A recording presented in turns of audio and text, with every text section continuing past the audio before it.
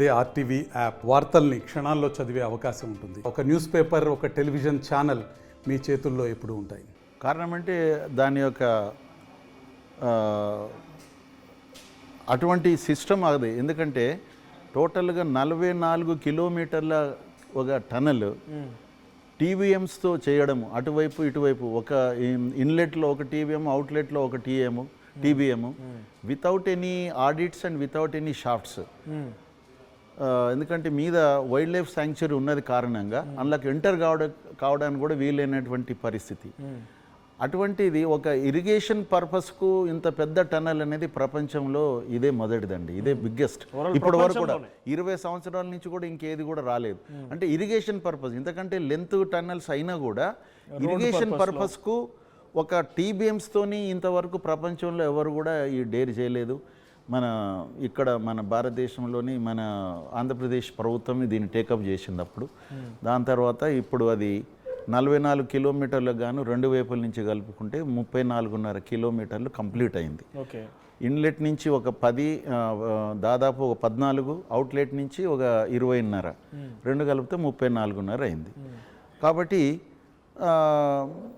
దాని యొక్క విశిష్టతనే దాని యొక్క లేటుకు కారణం కావచ్చు. ఎందుకంటే మామూలుగా డ్రిల్లింగ్ అండ్ బ్లాస్టింగ్ టన్నల్ సిస్టంలో మామూలు ఏరియాలో, ఇప్పుడు నాన్ ఫారెస్ట్ ఏరియాలో, ఆ ఏరియాలో ఏంటంటే మనం ఎవ్రీ 3-4 కిలోమీటర్స్కి ఒక ఆడిట్ టన్నల్ అని పెట్టుకుంటాం అన్నట్టు. ఆ నుంచి కూడా ఎంట్రీ కావచ్చు, అప్రోచ్ కావడానికి. తర్వాత అవసరం అనుకుంటే షాఫ్ట్లు కూడా పెట్టుకునే అవకాశం ఉంటుంది, మీద నుంచి ఒక షాఫ్ట్ వర్టికల్గా. ఆ విధంగా మనము దీనికి we can create number of faces, చాలా ముఖాలను మనము దాన్ని సృష్టించవచ్చు ఈ ఆడిట్ టన్నల్స్ ద్వారా. కానీ ఇక్కడ 2 ఫేస్లు ఉన్నాయి, ఒకటి ఇన్లెట్, ఒకటి అవుట్లెట్. అదే 22 కిలోమీటర్లు డ్రిల్ చేయాలి, ఇది 22 కిలోమీటర్లు డ్రిల్ చేయాలి.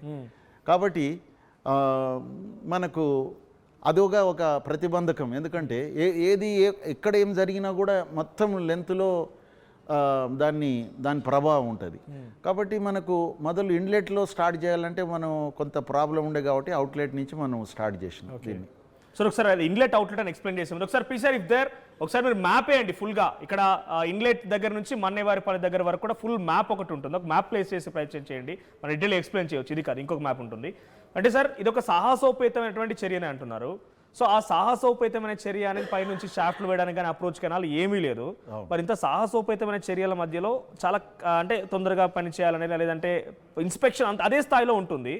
మరి ఇన్ని రోజులు గ్యాప్ రావడము అంటే ఫైనాన్షియల్ ఆస్పెక్ట్స్ కారణమా, లేకుంటే ప్రభుత్వాల కారణమా, కాంట్రాక్ట్ సంస్థ కారణమా? ఇప్పుడు దానికి లేట్ కావడం కారణం టోటల్గా అన్ని ప్రభుత్వాలు మొదటి నుంచి 2004 నుంచి 24 వరకు ఉన్న ప్రభుత్వాలు అన్నీ కూడా సహకరించాయి. వాళ్ళకు అవసరం అన్నప్పుడల్లా అడ్వాన్సులు కూడా ఇచ్చారు. దాదాపు నాకు తెలిసినంత వరకు 4-5 సార్లు అడ్వాన్సులు ఇవ్వడం జరిగింది, 100 crores. అయితే మరి అటువంటి సహకారం ప్రభుత్వం నుంచి తీసుకొని కూడా ఈ ఏజెన్సీ అది టోటల్గా బ్యాంక్రప్సీ కావడంతో మనకు ఈ ఇష్యూలు వచ్చినాయండి. ముఖ్యంగా కనీసము వాళ్ళు పవర్ బిల్ కూడా కట్టుకోలేని పరిస్థితికి స్థితికి వచ్చారు. తర్వాత ఎంతో ఇంపార్టెంట్ అయినటువంటి బేరింగ్స్ కూడా పోయినట్టయితే 2 సంవత్సరాలు కూడా ఖాళీగా పెట్టడం జరిగింది. ఇప్పుడు అంతెందుకు, ఇప్పుడు 2023 నుంచి 23 ఫిబ్రవరిలో బేరింగ్ పోయిందని చెప్పేసి డ్రిల్లింగ్ స్టాప్ అయింది అవుట్లెట్ నుంచి. ఇప్పటి వరకు బేరింగ్ రాలేదు. మళ్ళీ మొత్తము ప్రభుత్వం చేయవలసిన సహకారం అందిస్తూనే ఉన్నది. వాళ్ళకు బిల్స్ ఏమన్నా ఇచ్చిన తర్వాతనే బేరింగ్ ఆర్డర్ ఇచ్చారు. అమెరికా నుంచి వస్తుంది నవంబర్లో. మెషిన్ కాస్ట్ ఎంత సార్ ప్రత్యక్షంగా? అప్పుడు మనకు చెప్పిన ప్రకారంగా 250 crores అన్నారు, 250 కోట్లు ఒక్కొక్కటి.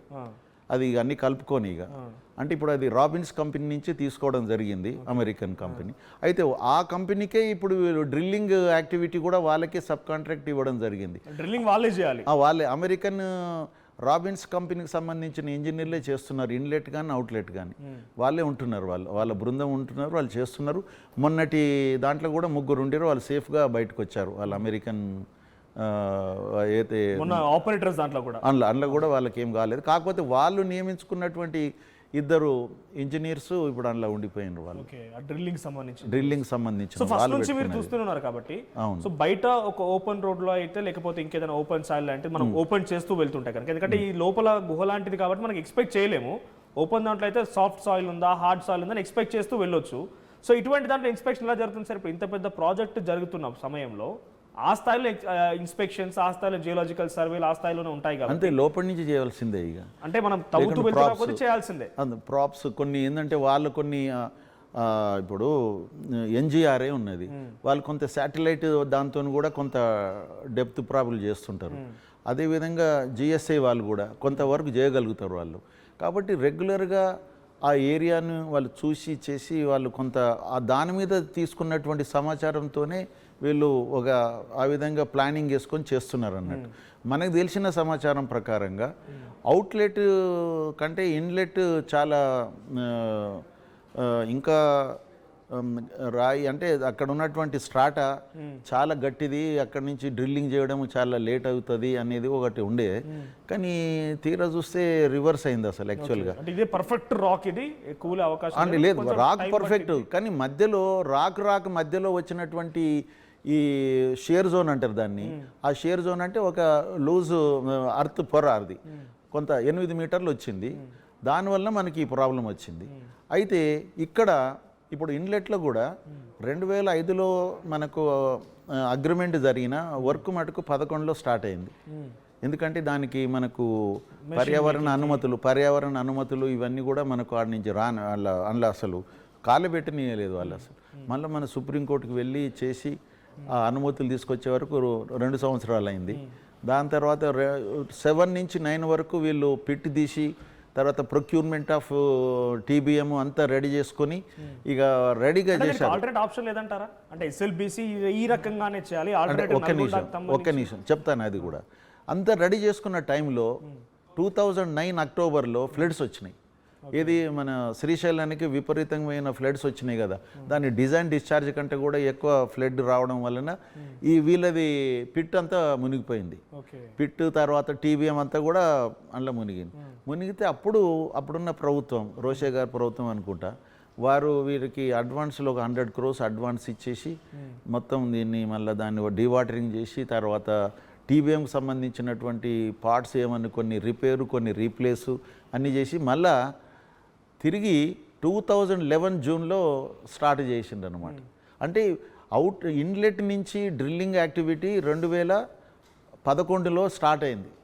అంటే అగ్రిమెంట్ అయిన 6 సంవత్సరాలకు.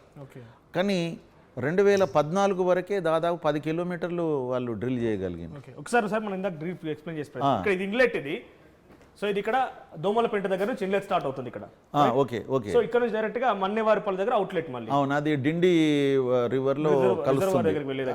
డిండి వాగ్, అది డిండి రివర్. అది సో ఇక్కడ నుంచి మళ్ళీ ఇక్కడ ఓపెన్ ఇదంతా మళ్ళీ ఒక టనెల్ ఉంది. ఆ టనెల్ తర్వాత మాట్లాడుకుందాము. అంటే అక్కడ రిజర్వాయర్ ఉంది, యాక్చువల్ గా ఓపెన్ గా లేదు. అక్కడ రిజర్వాయర్ మన్నెవారిపల్లి నుంచి దగ్గర రిజర్వాయర్ పడుతుంది. 7.5 TMCల రిజర్వాయర్ అది. ఓకే. సో ఇక్కడ ఇన్లెట్ నుంచి ఇక్కడ వరకు 43.5 కిలోమీటర్స్. 43 ఆల్మోస్ట్ 8-9 దాకా ఉంటుంది. అది కొంచెం ఏదో ఆల్మోస్ట్ 44 అనుకోండి. 44.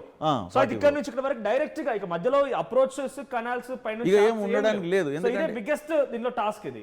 ఎందుకంటే టోటల్ గా wildlife sanctuary, Rajiv Gandhi wildlife tiger wildlife sanctuary పైన కంప్లీట్ గా మనకున్న కండిషన్స్ 94లో ఇచ్చిన దాంట్లోనే కానీ తర్వాత వచ్చిన దాంట్లో కూడా పర్యావరణ అనుమతులలో కానీ ఫారెస్ట్ అనుమతుల్లో కానీ నువ్వు వాళ్ళకి ఎంటర్ కావడం లేదు. ఈవెన్ నువ్వు ఎయిర్ లిఫ్టింగ్ చేసి మీద నుంచి నువ్వు ఏదైనా సర్వే చేయాలంటే కూడా వాళ్ళు ఏమన్నారంటే ఒక 55 డెసిబెల్ వాల్యూస్ కంటే ఎక్కువ అక్కడ శబ్దం రాకూడదు.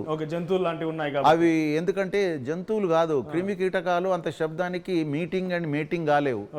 కాబట్టి ఆ జాతి నశిస్తుంది. కాబట్టి ఆ విధంగా వాళ్ళు ఇన్ని రెస్ట్రిక్షన్స్ పెట్టారు. మీద నుంచి అందులో కాలు ఈడకున్నా కనీసం మీద నుంచి అనే చేద్దాం దగ్గరలో అంటే కూడా లేదు, చాలా హయ్యర్ నుంచి మీరు చేసుకోండి. నిజంగా అదే కనుక ఉండుంటే ఇటువంటి చిన్న చిన్న ప్రమాదాలు అంటే ఇప్పుడు చాలా పెద్ద ప్రమాదం జరిగింది అండి. ఇంకోటి ప్రమాదం జరిగినా కూడా కొంత ఈజీ యాక్సెస్ ఉండేది. అప్రోచ్ కెనాల్ లాంటిది ఉన్నా లేకపోతే అప్రోచ్ టన్నెల్ లాంటిది ఏదైనా ఉన్నా పైన షాఫ్ట్ ఉన్నా కొంత ఈజీ యాక్సెస్ ఉండేది కదా. అంటే ఇప్పుడు మనకు అసలు ఇక్కడ టైగర్ శాంక్చురీ లేదనుకోండి, మామూలుగా మామూలు సాయిల్ అనుకోండి, మనకు టీబీఎం ఎందుకండి? డైరెక్ట్గా వీ విల్ గో మన DBM మెథడ్తోని drilling and blasting. Okay, open tunnel. ఇప్పుడు అక్కడ డ్రిల్లింగ్ అండ్ బ్లాస్టింగ్ బ్యాండ్, అది డ్రిల్లింగ్ చేయకూడదు ఓకే కాబట్టి మనం TBM పోవాల్సి వచ్చింది అన్నట్టు. ఓకే అటువంటి పరిస్థితులలో మనకు ఒకవేళ దాన్ని ఆ విధంగా మనకు టైగర్ సాంక్చురీ ఉన్నది కాబట్టి TBM మొదటి నుంచి కూడా.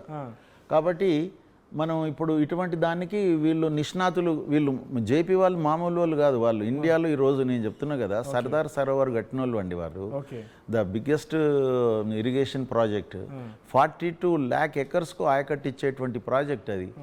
5000 మెగావాట్ పవర్ జనరేట్ చేసే ప్రాజెక్ట్ అది. ఆ ప్రాజెక్టుని వాళ్ళు ఎన్ని కష్టాలు కూర్చి అంటే టెక్నికల్ అండ్ ఫైనాన్షియల్ కాదు, ఆమె మేధా పట్కర్ ఎన్నోసార్లు వీళ్ళకు ఆపిచ్చి ఎన్ని చేసినా కూడా కంప్లీట్ చేశారు వాళ్ళు ఆ ప్రాజెక్ట్ని. తర్వాత వాళ్ళకు హిమాలయాస్ కంటిన్యూ చేయండి. ఎందుకు ఈ ప్రొలాంగ్ అవుతుంది? 2011 వరకు మనం మాట్లాడుకున్నాం, రోషన్ పీరియడ్ వరకు ఏం జరిగింది మాట్లాడుకున్నాం. ఆ తర్వాత ఏం జరిగింది? ఆ తర్వాత ఏం జరిగిందంటే కంపెనీ అప్పటి వరకు వీళ్ళు టోటల్గా the company totally involved in infrastructure డెవలప్మెంట్లే ఉన్నారు వాళ్ళు. డ్యామ్స్, తర్వాత ఈ టన్నెల్స్ ఇవే ఉన్నారు, హైడ్రో పవర్ స్టేషన్స్ ఇవే ఉన్నారు. కానీ తర్వాత మాకు తెలిసిన సమాచారం ఏంటంటే వాళ్ళు రియల్ ఎస్టేట్కి పోయారని పెద్ద ఎత్తులో. హర్యానా, ఢిల్లీ ఆ ప్రాంతంలో కొన్ని వేల ఎకరాలలో గవర్నమెంట్ ప్రాజెక్ట్ కదా ఇది, గవర్నమెంట్ ప్రాజెక్ట్ ఇది ఉన్నది, కానీ వాళ్ళు రియల్ ఎస్టేట్కి పోయారు అన్నట్టు. కొంత అమౌంట్ అంతా అక్కడ పెట్టి అక్కడ బ్లాక్ అయిపోయింది సంథింగ్ ఏదో అంటారు. దాన్ని బట్టి వాళ్ళకి ఇక్కడ టోటల్గా వాళ్ళ ప్రాపర్టీ, తర్వాత బ్యాంక్ అన్నీ కూడా సీజ్ అయిపోయినాయి. వాళ్ళకి ఎక్కడ ఒక క్యాష్ మనీ హార్డ్ క్యాష్ దొరకని పరిస్థితి. అటువంటి పరిస్థితుల్లో మన టన్నెల్ నడుస్తున్నది. అటువంటి అప్పుడు వాళ్ళ చేతిలో ఒక పైసలు లేకుండా వాళ్ళ పని జరగాలంటే మన దగ్గర నుంచే మన పని జరిగిన తర్వాత వచ్చిన అమౌంట్తోనే నడిపిస్తున్నారు అన్నట్టు. అక్కడి నుంచి పైసలు రాదిగా. ఇక్కడనే you have to create your own salary, your everything అని వాళ్ళకి ఆ విధంగా ఆదేశాలు ఉన్నాయి. మరిన్ని వీడియోస్ కోసం ఛానల్ ని సబ్స్క్రైబ్ చేయండి. లేటెస్ట్ అప్డేట్స్ కోసం వాట్సాప్ ఛానల్ ని ఫాలో అవ్వండి. ఆ లింక్ డిస్క్రిప్షన్ లో ఉంది.